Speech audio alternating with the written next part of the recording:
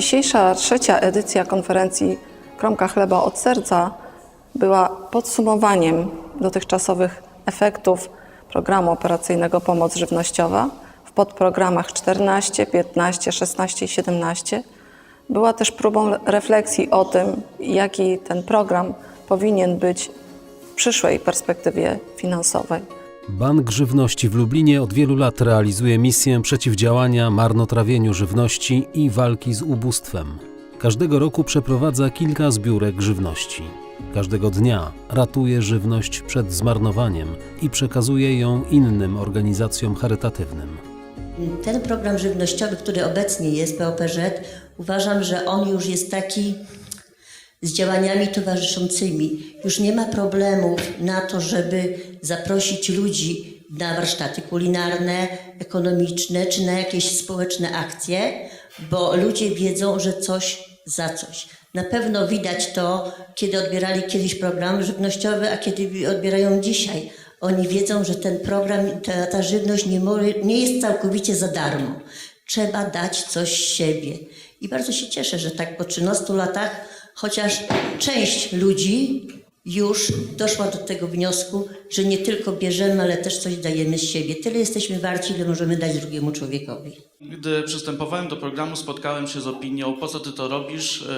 To są ludzie roszczeniowi, będziesz miał problemy i nic z tego nie będzie. Ja powiedziałem: a dlaczego mam nie spróbować i nie spróbować zmienić postaw ludzi i spojrzenia i na program, i na osoby, które z tego programu korzystają. Przyszły osoby, które się zaczęły wykłócać. Pewnie Państwo też mieli takie sytuacje, że osoby się wykłócają, że im się to należy, że powinniśmy ich szybciej obsłużyć, po co ta papierologia i tego typu rzeczy.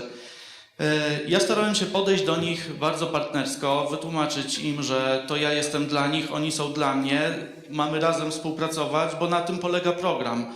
Że nie tylko ja daję im żywność, ale oni też mają dać coś od siebie. I podam Państwu taki przykład, że przetestowałem to na jednej pani, która była bardzo roszczeniowa i po 2 latach kolejna edycja programu, znowu rozdajemy żywność. Jest ta pani, czeka cierpliwie w kolejce, ale przed nią stoi pan, który jest podobnie tak jak ona 2 lata temu roszczeniowy. I ona mi nie pozwoliła dojść do głosu, tylko sama tego pana ustawiła. I to nie ustawiła wulgarnymi słowami, tylko mu wytłumaczyła, po co jest ten program.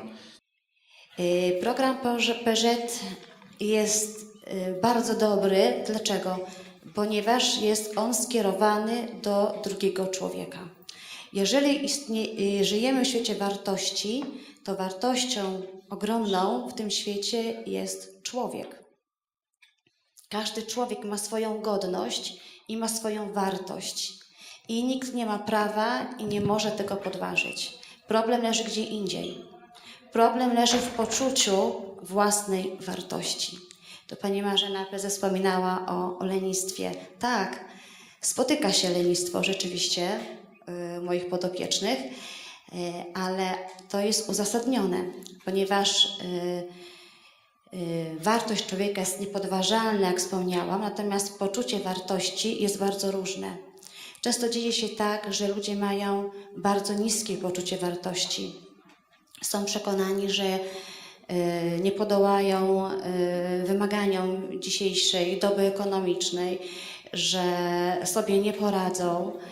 Często jest tak, że mając niskie poczucie wartości, oni doznają jeszcze kolejnego obniżenia jej.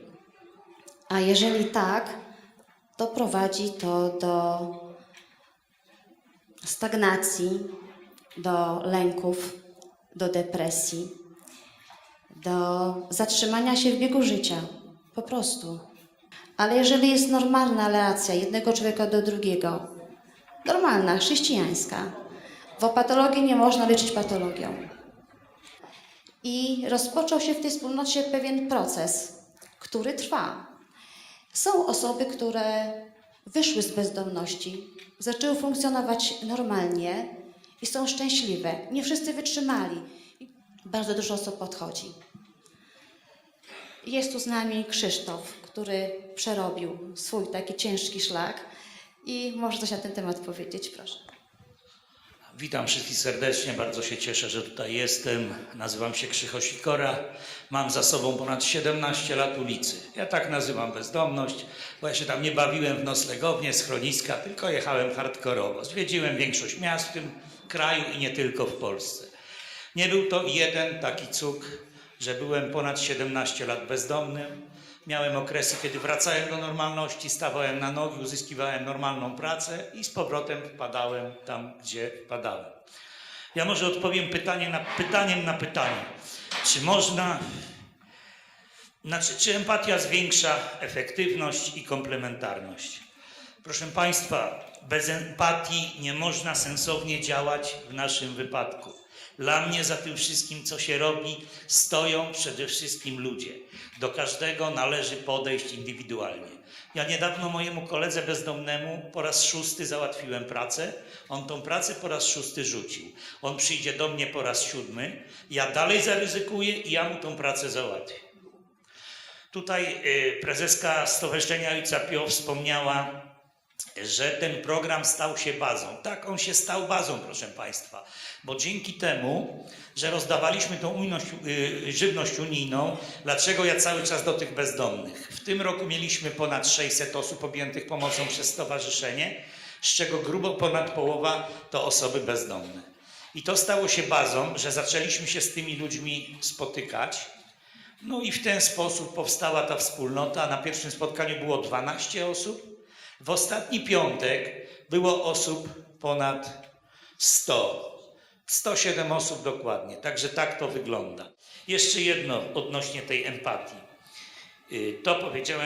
Jeszcze jedno odnośnie tej empatii. Proszę Państwa, to, że ja jestem tutaj dzisiaj z Państwem, chociaż rok temu też byłem na tej konferencji, wręczyłem Pani Marzenie podziękowanie w imieniu wspólnoty, jest namacalnym dowodem tego, nie chcę tu cukrować, że Pani Marzena wykazała się empatią, bo to właśnie Pani Marzena zaufała mi, fizycznie podała mi rękę i w tamtym roku ja przestałem najpierw nocować w noclegowni, później wynająłem sobie pokój. W tej chwili nie jestem osobą bezdomną, nie jestem właścicielem niczego, ale mam gdzie mieszkać. No i próbujemy tam razem z innymi członkami stowarzyszenia zrobić ośrodek dla ludzi bezdomnych z naciskiem na ludzi uzależnionych.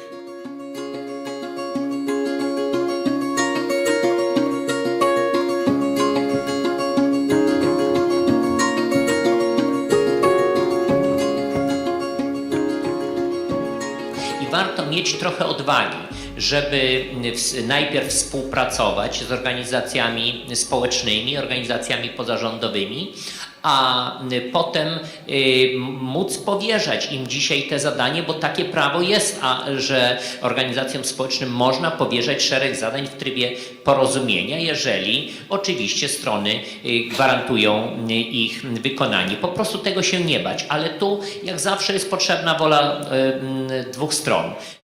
My chcemy współpracy, bo dobry efekt to jest partnerstwo na wielu poziomach. Nie ma powodu rywalizować ze sobą, jest powód sobie pomagać i się uzupełniać. Ale do tego musimy cieszyć się zaufaniem samorządów, żeby one mogły nam powierzyć te wiązki usług społecznych. My się musimy o to dopominać, my musimy jednym głosem mówić, musimy wiedzieć, czego my chcemy.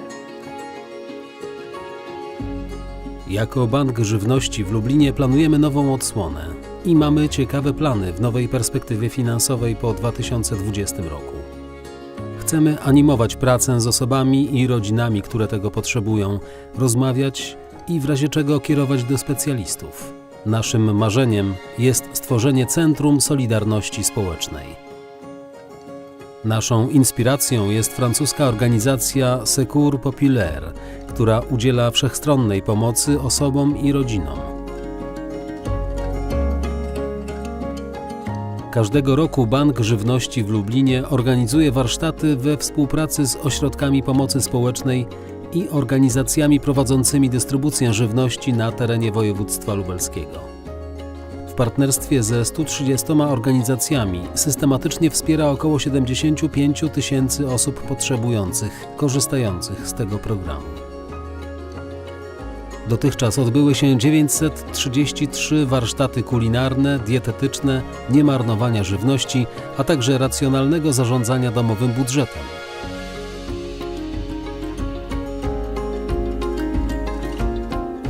W spotkaniach wzięło udział ponad 23,5 tysiąca beneficjentów. Dzięki temu potrzebujący wzmocnili swoje poczucie samodzielności i zbudowali relacje z otoczeniem. W wielu przypadkach warsztaty okazały się początkiem aktywizacji społecznej i kulturalnej. Program operacyjny Pomoc żywnościowa 2014-2020 ma decydujący wpływ na zmniejszanie obszarów niedożywienia mieszkańców województwa lubelskiego. Wsparcie żywnościowe nadal będzie bardzo ważne, ponieważ pomaga w nawiązaniu pierwszego kontaktu i rozpoczyna ścieżkę aktywizacji osoby potrzebującej, zagrożonej wykluczeniem.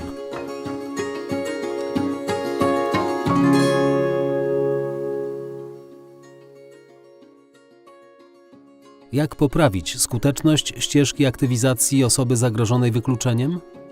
Rekomendacje z trzeciej konferencji Kromka chleba od serca Anno Domini 2018.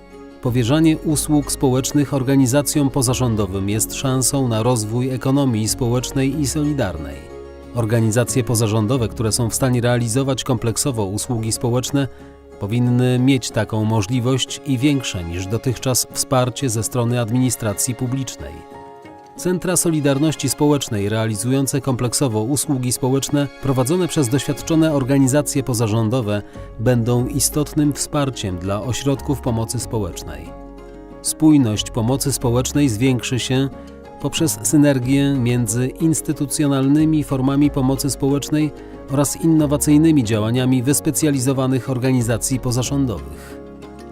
Dystrybucja żywności z programu operacyjnego Pomoc żywnościowa realizowana za pośrednictwem organizacji pozarządowych i ośrodków pomocy społecznej to pierwszy krok na ścieżce integracji społeczno-zawodowej, jaki podejmuje osoba zagrożona wykluczeniem społecznym.